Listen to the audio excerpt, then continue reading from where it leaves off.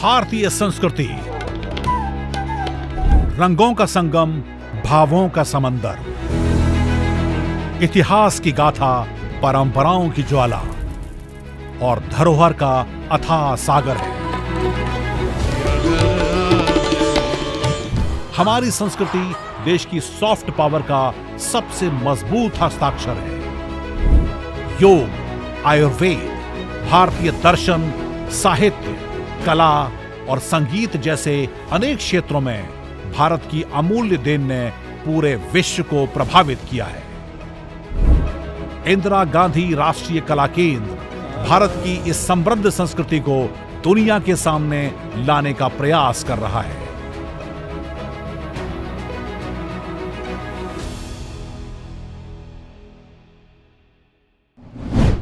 यादें जो एक मीठी गोली की तरह होती हैं, धीरे धीरे घुलती हैं और दिलों में अपनी मिठास छोड़ जाती हैं। इसीलिए शायद बहादुर शाह जफर ने ठीक ही कहा है, गुजरा हुआ जमाना आता नहीं दोबारा, हाफिज खुदा तुम्हारा। नमस्कार, स्वागत है आपका इस विशेष प्रस्तुति में। मैं हूं आपके साथ नरेंद्र सिंह और आज बात करेंगे उसी गुजरे हुए दौर की, उसी बचपन की मीठी यादों की।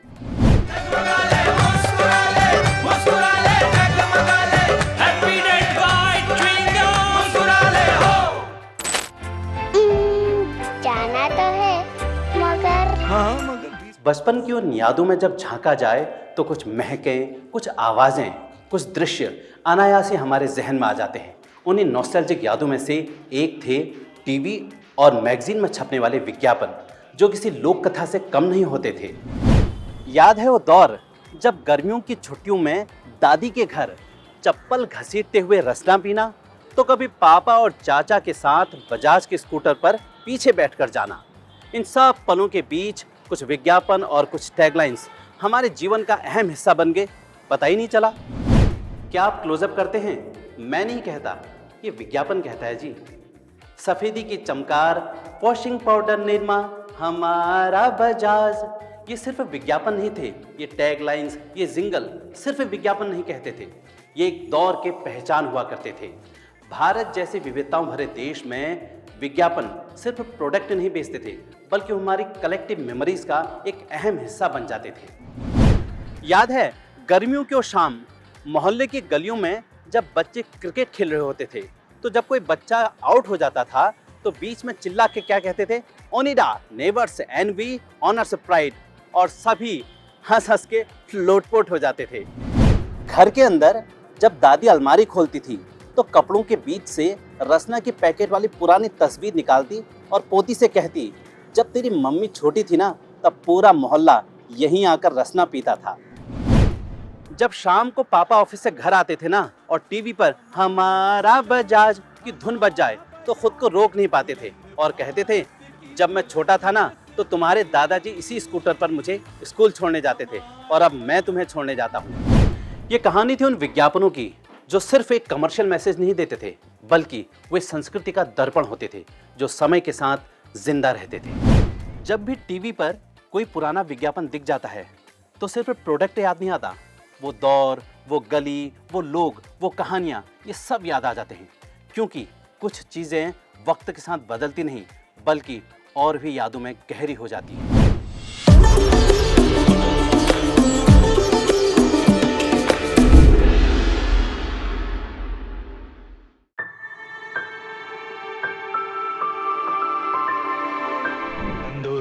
की रक्षा करता है लाइफ बॉय है जहां तंदुरुस्ती है वहां।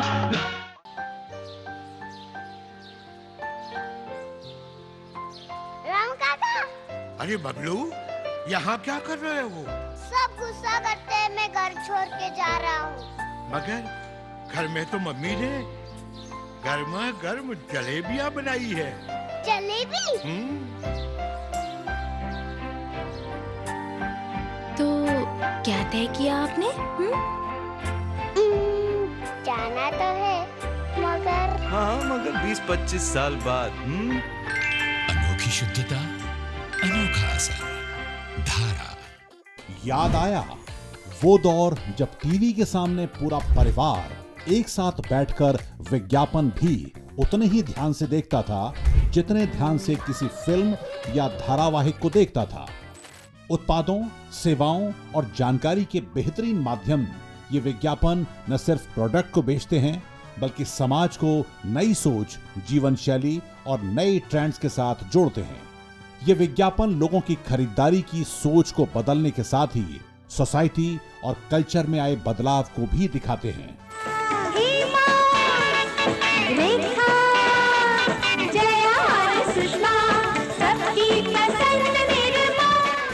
इन सुरीले जिंगल्स वाले विज्ञापनों की अपनी एक अलग ही दुनिया है।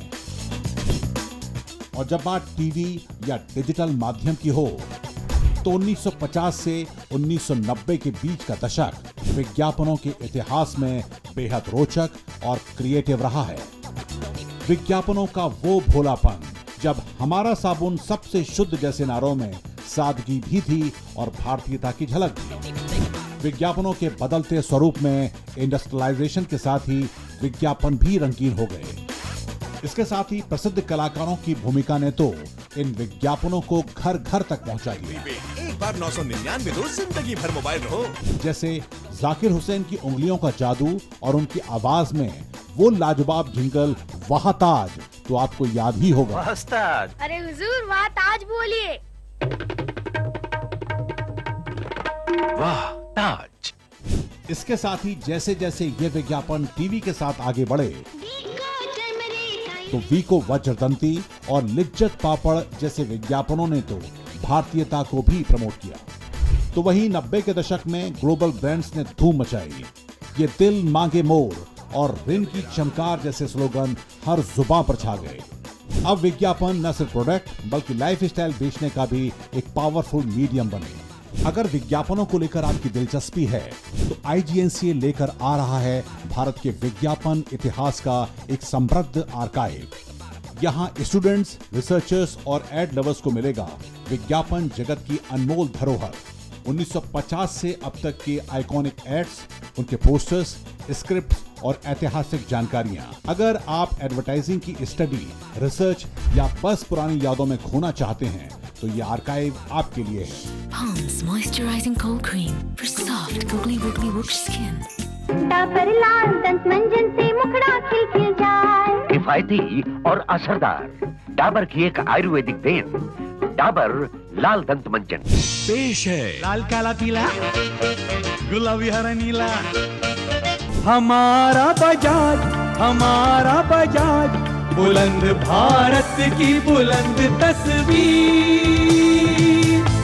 हमारा बजाज चुपती चलती खमोरियां लाया, आया मौसम ठंडे ठंडे डरमी कूल का, ठंडे ठंडे डरमी कूल का। जैसे पेंटिंग और सिनेमा है, वैसे ही विज्ञापन भी तो एक आर्ट फॉर्म है। एक साधारण सी टैगलाइन, एक छोटा सा जिंगल जो दशकों बाद भी हमें मुस्कुराने पर मजबूर कर दे, यही तो ताकत है इन विज्ञापनों की। और विज्ञापनों के इसी महत्वपूर्ण पहलू पर प्रकाश डाला IGNCA के सदस्य सचिव डॉक्टर सच्चिदानंद जोशी जी ने। क्योंकि हम सब जानते हैं श्याम बेनेगल जी बहुत श्रेष्ठतम फिल्म निर्देशक तो हैं ही, और उनकी बनाई हुई यादगार फिल्में हम सब की ज़ुबान पर हैं। लेकिन श्याम बेनेगल जी ने लगभग 4000 एड फिल्म्स भी बनाई हैं, जो अपने आप में एक कीर्तिमान है। और मेरे मन में था कि उन एड फिल्म्स को हम कहीं क्या अध्ययन के लिए, शोध के लिए, विद्यार्थियों के देखने के लिए, उत्सुक लोगों के लिए रख सकते हैं क्या। और सिर्फ श्याम बेनेगल जी ही क्यों, मुजफ्फर अली साहब ने लगभग 3000 एड फिल्म्स बनाई हैं। लेकिन जब ये एड फिल्म्स बनती हैं और जिस समय वो बनती हैं उस समय वो हमारे दिलो दिमाग पर छाई रहती हैं, लेकिन उसका बाद में क्या होता है, क्या उसको कहीं कोई अध्ययन के लिए सामग्री के रूप में उपयोग होता है, क्या उसको हम कहीं आर्काइव के रूप में संदर्भित करके रखते हैं, ये सारी बातें मेरे जहन में चल रही थी।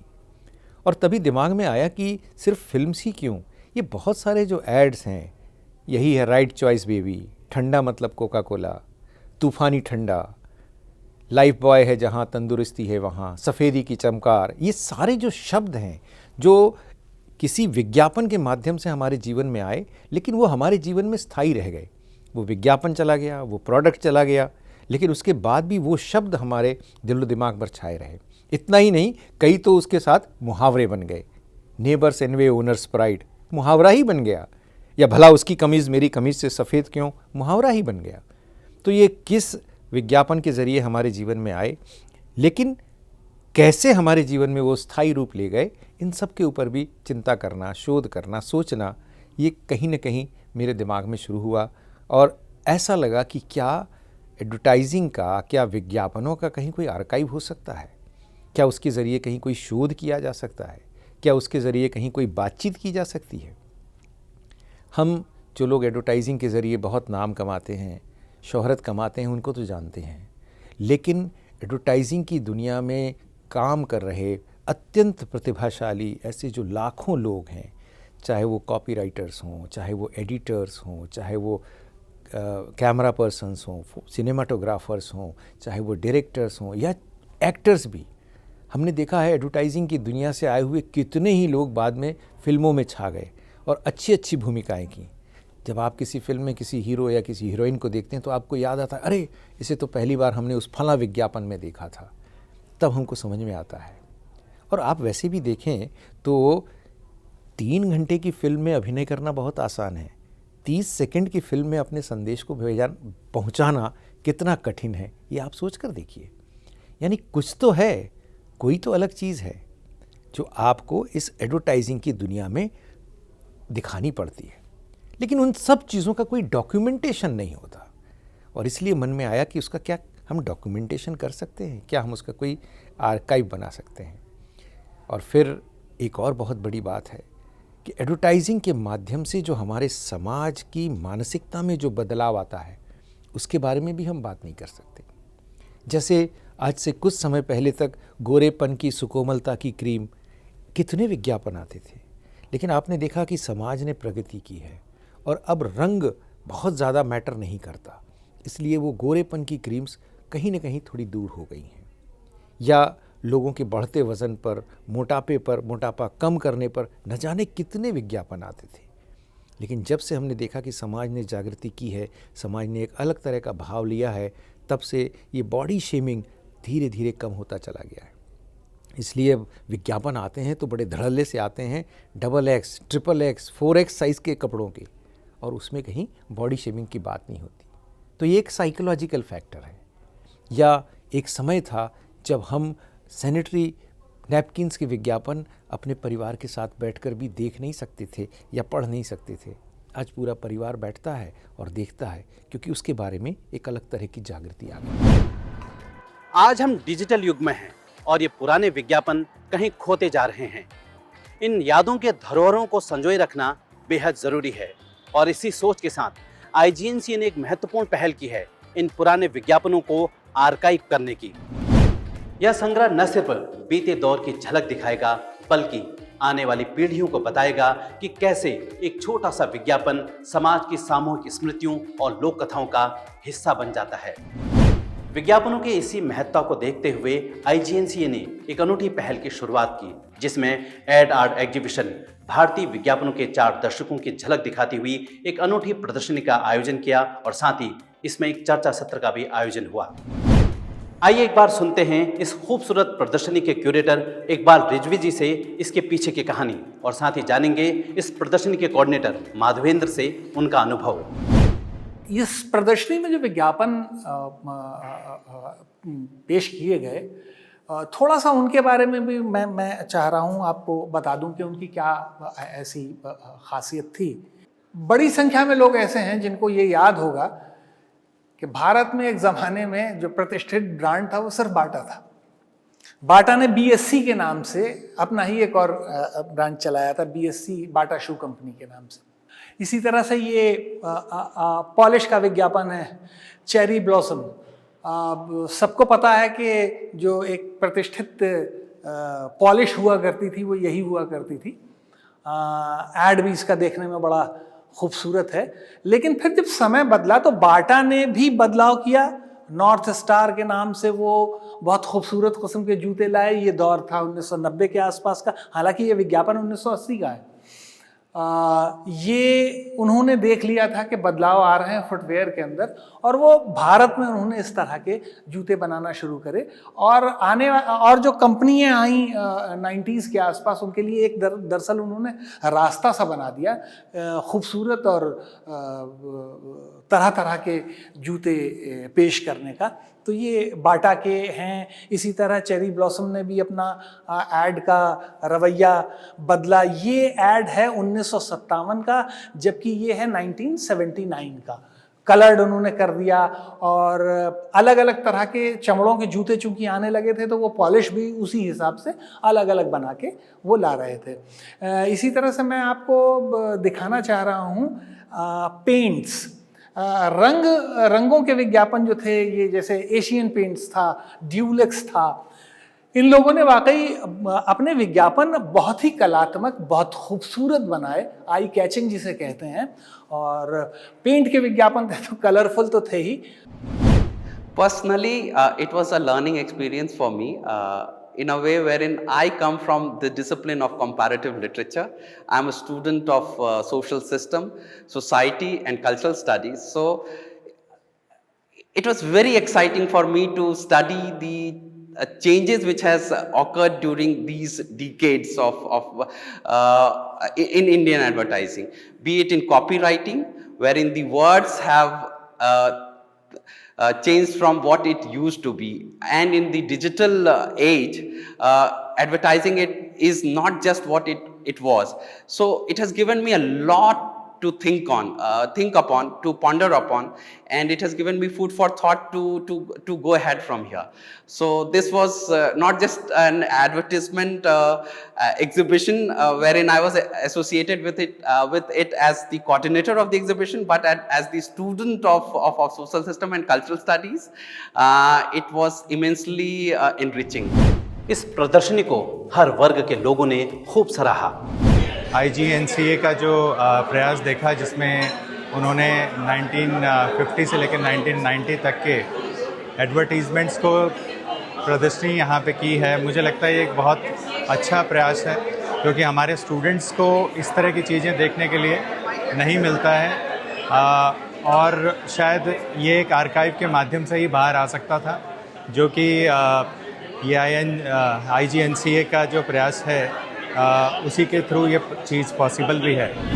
बहुत सारी पुरानी चीज़ें ताज़ा हो गई, पहले देखा था हमने, बहुत सारी चीज़ भूल गया था, वो सब याद आ गया। सो यहाँ का एग्जीबिशन हम लोग अटेंड कर रहे हैं, ये एड्स का एग्जीबिशन है, तो it's a very good feeling, क्योंकि ये सोच के एड्स को देखना कि इतने 25-30 साल पुराने एड्स हो गए हैं, ये अपने आप में बहुत नॉस्टैल्जिक फीलिंग है। एंड ऑल्सो इतना बड़ा range of ads from late 19th century से लेके अभी तक के सारे एड्स हैं। तो और बहुत सारे एड्स हैं जो अभी देख कर रियलाइज़ हो रहा है कि 20-25 साल हो चुके हैं। हाँ, इसको हम लोग डिस्कस कर रहे थे कि ये सब एड्स को इतना टाइम हो गया, रियलाइज़ नहीं होता है। मौसम ठंडे ठंडे, गर्मी कूल का ठंडे। हम लोग एग्जैक्टली यही डिस्कस कर रहे थे कि गर्मी कूल का जो जिंगल है ये कैलाश खेर का है। हाँ, और कैलाश खेर को इंडस्ट्री में आए हुए 25 साल हो गए, 20-25 साल हो गए, जो रियलाइज़ नहीं होता है। हाँ, ऐसे आप सोचोगे रियलाइज़ नहीं होगा, लेकिन ये सब एड्स सुन के रियलाइज़ होता है कि अच्छा इतना टाइम बीत चुका है। जो डेली हम लोग प्रोडक्ट्स यूज़ करते थे और बचपन की याद आ गई, पुरानी मूवी याद आ गई, पुरानी एक्ट्रेसेस की जो एड्स हैं उनको देख के भी बहुत अच्छा लग रहा था इन पोस्टर्स में। और कैसे ट्रेस किया है एवोल्यूशन 1950s से फिर 60s 70s, किस तरह से ट्रांजिशन आ रहा है एडवर्टाइजमेंट्स में, कैसे प्रोडक्ट्स चेंज हो रहे हैं, कैसे लाइफस्टाइल चेंज हो रही है, कैसे फैशन और चेंज हो रहा है, टेक्नोलॉजी में कैसे चेंज आ रही है, वो सारा ही इस सब में रिफ्लेक्ट हो रहा है। लाइफ बॉय वाला जिंगल बहुत अच्छा लगा, लाइफ बॉय वाला जिंगल सुन के, सोप्स के ज़्यादातर, क्योंकि बहुत ही कैची होते थे, रिफ्रेशिंग। इस प्रदर्शनी के दौरान आयोजित चर्चा सत्र में मार्केटिंग जगत के एक्सपर्ट्स, लेखक और वरिष्ठ पत्रकारों ने विज्ञापनों के महत्व पर अपने विचार साझा किए। आइए सुनते हैं। Look at the advertising that Air India had at that point in time, you know, with the Maharaja. Look at the advertising of Philips. Look at the advertising of Paulson's butter. There were competitions, there were contests that were run.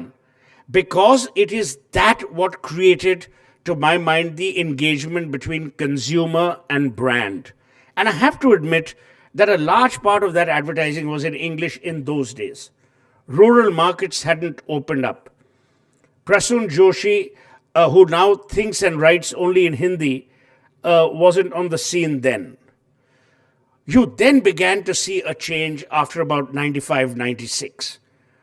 And the change, to my mind, was brought first by Suresh Malik when the iconic commercial, I call it commercial still because it still talked about brand India, was Mile Sur Mera Tumhara. And from Mile Sur Mera Tumhara, you went to Raga Desh. These were great commercials. But today, you can't produce all of that because all these chaps, young people today, their attention span is 30 seconds. And their IQ is in, maybe in triple digits, but it doesn't matter. Advertising in those days was about strategy. It wasn't about a song or about a jingle.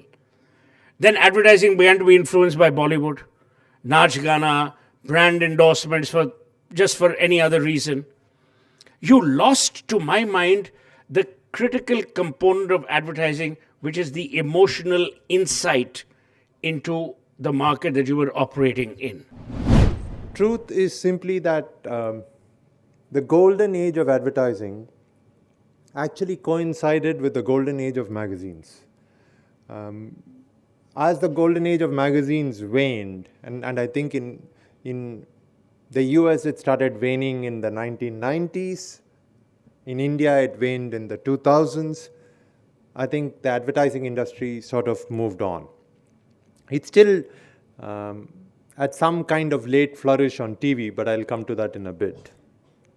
So many of the ads that we see in the exhibition are actually magazine ads. They're descriptive, they're iconic. Of course, I didn't see any cigarette ads there for obvious reasons. I think no one wants to put up cigarette ads, but some of the most wonderful advertising that was done was for cigarettes. And Suhail spoke about Satyajit Ray. Those of you who used to smoke, Will's Navy cut, that white and red pack, the design was Satyajit Ray's. कि इस देश में जब emergency लगी, वो साल विज्ञापन के हिसाब से बहुत महत्वपूर्ण था, क्योंकि रेडियो तो 1930 में ही आ गया था देश की आज़ादी से पहले। 59 में दूरदर्शन भी आ गया था, मगर सूचना प्रसारण मंत्रालय से अलग होने के बाद 1976 यानी आपातकाल का साल वो साल था जब उस पर विज्ञापन आए। मैंने अपने एक गुजराती मित्र को एक चुटकुला सुनाते हुए सुना, और जिस तरह से बोलते हैं उसमें अंतर। उसने कहा, you know why Bombay is dying? मैंने कहा व्हाई? कहते बिकॉज ग्वालियर शूटिंग। और ग्वालियर शूटिंग का जो ऐड था, वो शूटिंग बोलते थे, ग्वालियर शूटिंग्स का जो ऐड था वो उस टीवी का पहला ऐड था, विज्ञापन का पहला ऐड था। और ख़ास कर मैं याद करना चाहूँगा उस लाइसेंस राज को कि आज जो सपनों की दुनिया है, मैं विज्ञापनों को तृष्णाओं का खेल कहता हूँ। तृष्णा का मतलब खाली इच्छा नहीं है, इच्छा तो दिखती है, कॉन्शियस लेवल पर रहती है, जो अनकॉन्शियस पर भी उसको हमेशा जिंदा रखती है, पूरा नहीं होने देती, वो है तृष्णा। जो एक पूरा सामाजिक विकास है, बदलाव है, उसको ऐड कैसे अपने आप में एक तरह से दिखाते हैं।